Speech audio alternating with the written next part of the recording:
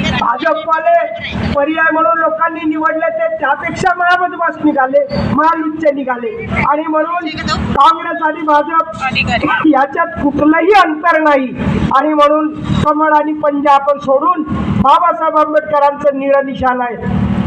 बाबासाहेब आंबेडकरांचा हत्ती आहे आणि संविधान वाचवायचं असेल, महापुरुषांचा सन्मान करायचा असेल तर बहुजन समाज पार्टीचे जे उमेदवार आहेत संजय सोमकोर आहेत यांच्या हत्ती या चिन्हासमोरील आपण बटन दाबावं आणि बाबासाहेब आंबेडकरांच्या पराभवाचा बदला आणि भारतीय संविधान वारीत टाकण्याचा जो मनुवाद्यांचा डाव आहे तो उलथून पाडावा